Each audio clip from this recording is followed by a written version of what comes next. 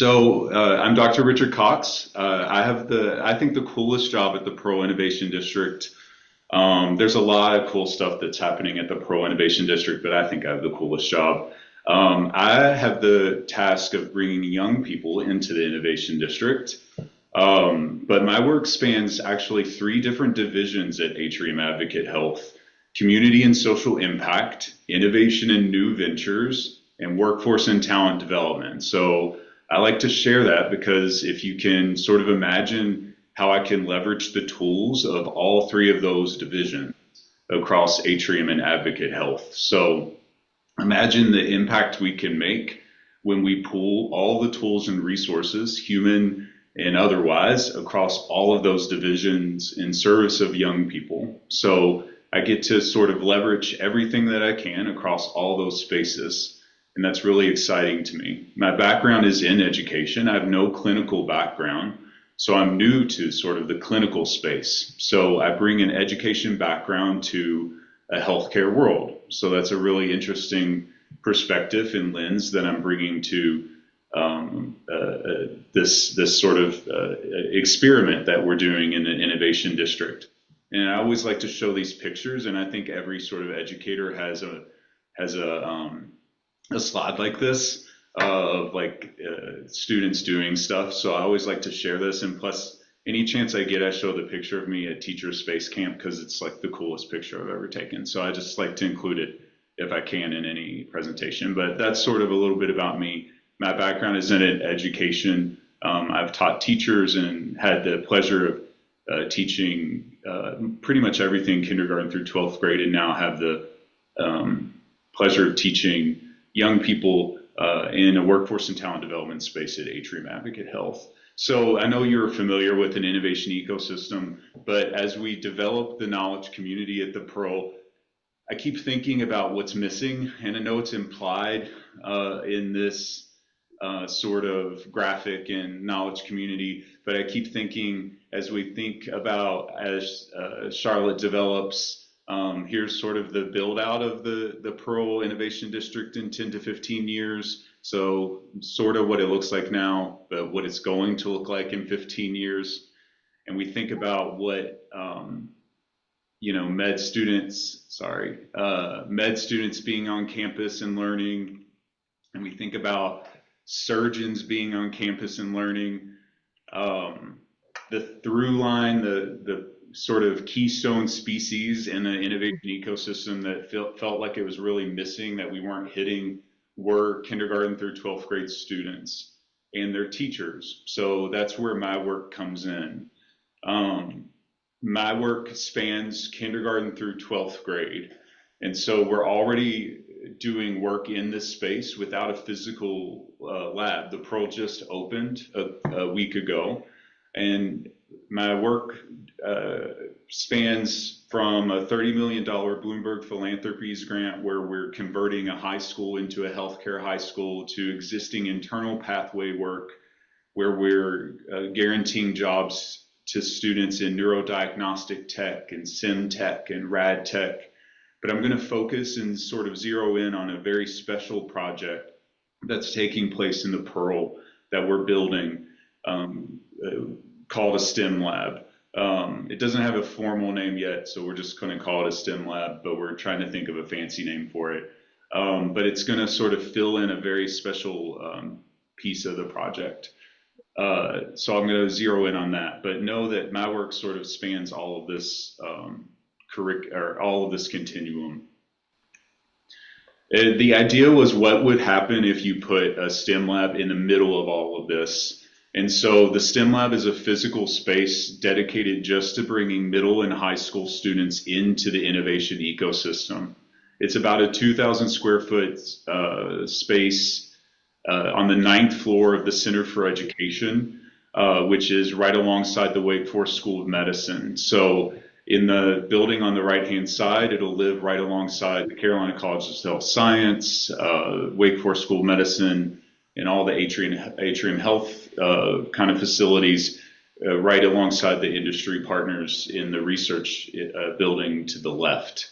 So imagine if you could do that and also provide all the wraparound services. So these are partners we have that are beyond the Pearl. Whiting Turner, RJ Leeper, our construction partners, Bloomberg Philanthropy, Central Piedmont, Blumenthal Arts, Freedom School Partners. So the idea was, what if we sort of reimagined workforce and talent development for students? We provided them with wraparound services to address their social determinants of health. What if we engaged them as early as third or fourth grade and kindergarten? What if we focused on place-based and convergence learning? What if we supported their teachers and provided access to industry? So we're really trying to reimagine workforce and talent development in a new way. It's not just about getting them the job. It's about sort of being with them from cradle to career and beyond. And beyond. The STEM programming at the Pearl is really functioning as a micro innovation district. It's modeling what's possible. It's about industry connected learning, flexible and future focused design, and really learner centered exploration and purpose. It's rooted in the idea that schools are innovation districts already, that they already have the raw materials you need. And we move with that purpose, that schools are already doing the work. We just serve as a convener for the work already happening. So we bring the schools to us and we bring the innovation work to the schools, and we support the work already happening in communities. We're sort of concierge for curiosity, collaboration, and community work already happening. We did this starting way back in 2023 before the Pro was already open, or before the Pro opened. We did this sort of in a distributed innovation model. We treated schools as distributed nodes within an innovation ecosystem. So we created a sort of schools as mini innovation districts. We had to do that because the Pro wasn't open. So we took the Pro to them. I went to pilot schools, about 10 of them, and we set them up as mini pearls. We took doctors, nurses, and technology to them. We created custom made STEM kits. We took med tech, AI, sustainability. We took all the stuff that would be at the innovation district to them, and we created mini innovation districts. And so we built capacity that way. And we did that so that we could hype the Pearl, so that we could build capacity. And we were able to reach about 2,000 students in kindergarten through 12th grade, 30 educators across 4 school districts, 10 schools, and create a network of about 3 or 4 higher education institutions prior to the Pro opening last week. So we're really proud of the work that we did to spread innovation really from the inside out instead of the top down, sort of serving in this distributed model. Now we're lucky because we have the Pro open. We can sort of shift our focus a little bit and bring them to us, and we can work in a different way and continue the outreach, but kind of shift a little bit. These are just pictures. Again, every teacher has pictures like this, but these are students and teachers doing the work without the Pro even being open. But we took the innovation district work out into the community. They were recreating Brooklyn in virtual reality. They were visiting the site. They were learning about med tech. I circled that so that you could see the work we did with a nonprofit or local business, Smart Girls HQ, where we invested money into her work so that she could create custom kits for us. And we distributed those kits to those 2,000 students so that they could explore med tech, sustainability, and innovation. And those students are making bioplastics. So it was our way of helping them understand what innovation was and our chance to define innovation. The students on the right are exploring what AR and VR is. they were visiting the Infinite Blumenthal Arts, where we partnered with them to send um, to contribute to the 6,000 sixth graders from CMS going to Blumenthal Arts. So our goal was to do outreach for the past year and a half while the Pearl was being um, built. Now we're in phase two, which is expanding the ecosystem, and we can meet students in their communities. We can still do that, but we can bring students to us now. We have the STEM lab, it's being constructed. We have temporary space, and we'll have the STEM lab in January, and we can now bring them to us and continue to go to them. So our impact can continue in a different way. But we had that sort of two-phased approach to innovation in the K-12 space. And I'll wrap up by just sharing how that looks.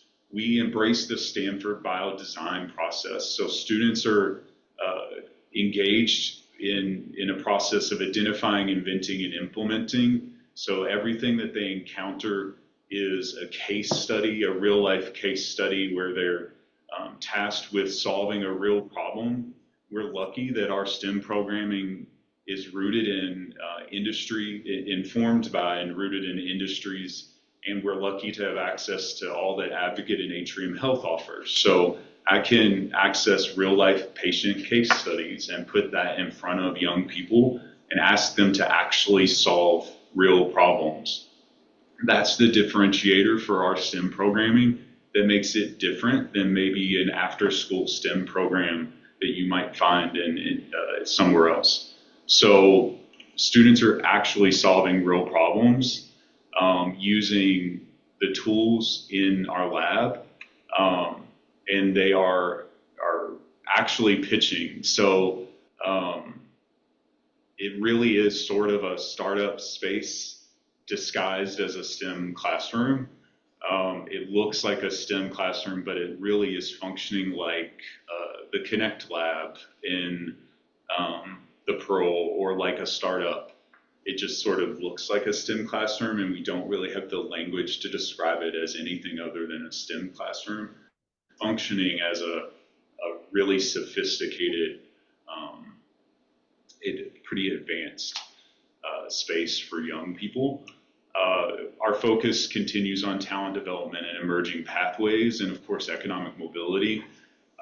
K-12 students really have unparalleled access, I think, that really rivals what I would argue R1 institutions and university students have. I mean, these are fourth and fifth graders that have access to industry partners that university students would be pretty jealous to have access to.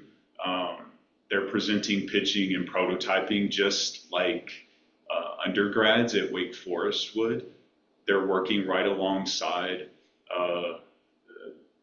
med students. So I'm really trying to position young people with agency, that they can actually produce and do really amazing things. I believe that that's the case.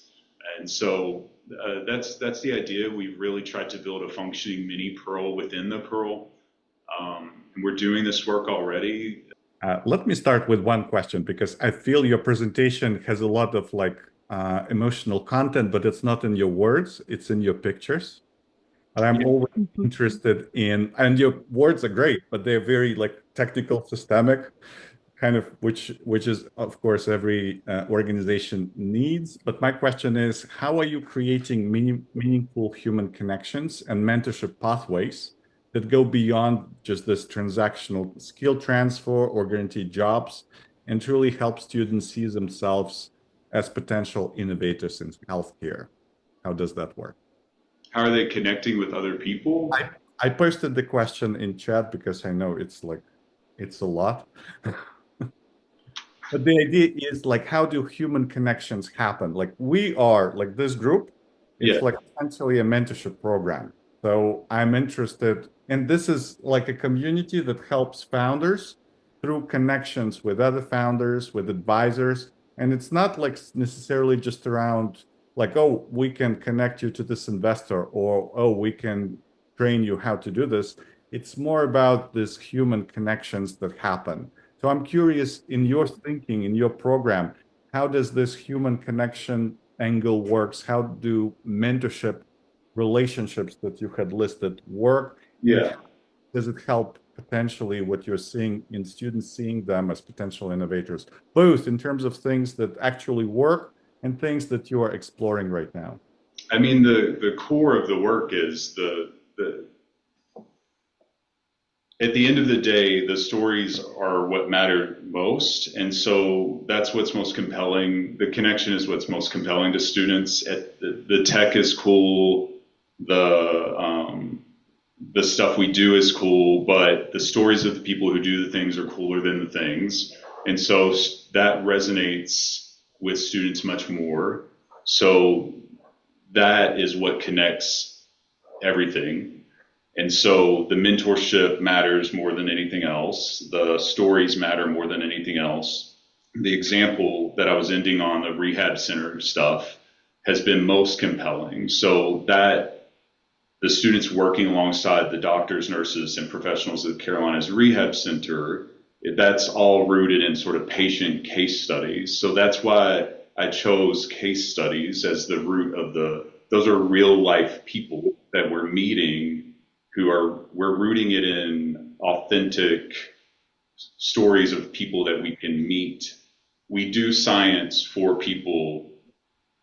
We do science, but we do science for others. So it's rooted in empathy, the sort of design thinking process. So the idea of human-centered design is at the root of the work. And so mentorship is necessarily tied up in that. Our program sort of lives or dies by the mentorship aspect. And one of the differentiators is the industry partnership mentorship piece. If we don't have the involvement of the industry partners in that space, it's just sort of any old STEM program. So we necessarily need mentorship, or it's just playing with Legos. So I think the mentorship part is what makes it special. And the case study human-centered design part is what makes it special. Otherwise, 3D printers are pretty normal. Robotics is pretty normal these days. Like, there's not much we can do to make it compelling or interesting, but mentorship and human-centered design make it compelling and interesting. So that, I mean, maybe that answers your question. Students find that's what students crave, is the connection to others. Young people, we think that's the case, but young people crave that and they deserve it. Thank you so much. Guys, questions from you? I do have a question. Oh, you go ahead, Carly. Thank you, Billy. Dr. Richard, I was just curious if there's more information on the STEM lab, because I'm educating high schoolers in engineering, advanced engineering, and business, and I would love to be able to connect more with the girls in that. Yeah, I'm happy to send this group more information. The STEM lab should open in about January. We have temporary space that we'll have actually in just a couple weeks. We're securing it. There's some space, like empty space in the Pearl, that we'll use it for the fall, but we'll have a permanent space in January. Of your of the 10 schools that you use to kind of pilot your program, are any of those that was a mix of middle and high schools, right? Actually, it was just middle. Well, we have a couple of high schools we pilot with, but mostly middle schools. Okay. Are any of those Title One? They're all Title One. They're all Title One. That's awesome. And they're all actually schools that aren't on STEM pathways already. Perfect. So I intentionally worked with schools that weren't already in existing STEM pathways. That's awesome. Thank you. And including schools like one is Metro School, for instance, so Yeah. school students with severe profound disabilities, a language academy. So I really wanted to make sure we were asking ourselves, who are we leaving out of conversations in STEM and STEAM, and Perfect. workforce and talent development. So all Title I schools. Nice. Hi, Dr. Richard. First of all, I want to say thank you so much for all the work that you're doing, because I think it will bring tremendous opportunity for kids in Charlotte. And I wanted to ask you if you're working with Smart Charlotte INT department, because I've been working with them last year, and they do similar projects, but they are not collaborating with workforce development yet. But I think they had a plan to, and one of the projects is Learn to Earn. So they're teaching people digital skills and providing them with hardware, laptops. And there were a series of workshops around the city. So I'm curious if you would be interested in meeting with them and talking to them. I think that that would be a great connection. I think like digital literacy, financial literacy, like those are skills that I want to lean into. We want to focus on dispositions and soft skills, and any way we can broaden the skill base is really critical. So any connection in that space would be really awesome. Wonderful. Thank you. Sure.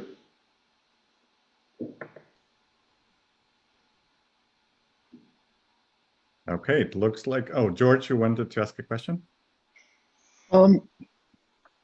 Yeah, I guess it's a question. So just so you know, my background is I'm a biochemist by training. I've done about 8 years of mentoring, but mostly through Igor's organizations. I have background in clinical diagnostics. I've 3D printing, robotics, and so on. And it sounds like there's a lot of theory to what you're doing, but it's also very hands off. And I guess I have to disagree that robotics and 3D printing are not just obvious and passe. I've started a first robotics team at my son's high school, and was a mentor there for 3 years. I do 3D printing for fun, but also have a small business doing that. And I really find that one thing that kids don't have these days, and even at the college level, is hands-on experience, designing things, building things. It's something that just doesn't happen. You know, almost nobody takes shop anymore. Almost nobody has parents that that work with them doing physical things. And as a result, kids have a hard time visualizing how to go from an idea to a physical thing, or how physical things impact health. And, you know, I mean, yeah. So is there a lot of, you know, are there hands-on components to this STEM lab? Is it, you know, rather than just the connections with people, are you really teaching, you know, really showing kids how to, again, take an idea to a physical product, for instance? Because it's something, even as a physician, you have to really understand that process. Oh yeah. So yeah, can you talk a little bit more about that? Yeah, of course. Yeah, I don't want to discount that part of it. We'll have a fully functioning fab lab, and so that's a component. I just didn't talk about that. I was just mentioning that a lot of schools have functioning that can maker spaces, and so what we're looking for is we have found that schools don't know what to do with that. So they'll have a 3D printer, and it'll sit there, and they won't know how to use it in any compelling way. So they'll make keychains, or and that's fine, like they're using it, but we're trying to show them you should use the 3D printer to make a prosthetic for someone at the hospital, or you should use it to create a device that can, like, you should use it for a next level sort of empathetic connection thing. So we're trying to position our maker space, which will be in the STEM lab. So we'll have 3 advanced 3D printers, fab lab equipment, a fully decked out maker space as part of the process. We'll have a Tinker Lab. We'll have all the components that students will be able to use a material science library to build and create. That's part of it, so that they can build and prototype. We just want them to build and prototype with purpose, to sort of move to that. And we want to be able to teach teachers that if you have a 3D printer in your classroom, that it's about taking the technology and in actually using it for something other than just having it be there. And we're finding that there was this sort of wave of people buying 3D printers because they were shiny and new. And even our hospital, our children's hospital, bought like a bunch of them, and they just sit there. And so we're trying to show that there's some different use of it. But yeah, I'm not discounting. That's sort of when I started a STEAM lab in Kentucky. I've leaned towards the makerspace part of the work. We're just trying to push to the empathy piece of it, because that's what makes the atrium piece special, is we have access to the empathy piece. But yeah, there'll be a fully sort of decked out makerspace component, which I think is probably the more special part, is the building. So hopefully it clarifies a little bit. Okay. All right. Well, thank you. Sure. I have a question we've asked your colleague Hillary when she joined us. I'm curious, what's your take on this? So given we have a small community, but there are about 10 advisors, 5 startups, and there are more in the community that are not part of this particular program. What's the way to support the work that you do, or to be engaged or even learn for startups and community members who are not like necessarily affiliated with Atrium or Pearl directly, but they're members of this community? What are you envisioning? If anyone on this call is interested, like to be involved, or people who are not on the call? Yeah, so the best way that I think to getting engaged in my work is to visit. I think Craig mentioned it at the event the other day, is there's no sort of better audience for the work maybe you do than to get it in front of young people. It's good practice. That's how the med students, for instance, will visit to sort of train. So they'll get practice in front of young people. But if you want to visit as people work on their processes, getting it in front of young people is always good practice. And so, but I also appreciate people coming in to provide feedback to young people, to provide guidance, to come in and talk with them informally. To your point earlier, communication, chatting, showing that there's professionals that just are around is some of what I think the Pro offers these young people. They'll be around every day. So seeing that people do this work, and kids don't do what they don't see themselves reflected in. So they need to see that this work is happening. They need to see themselves in it.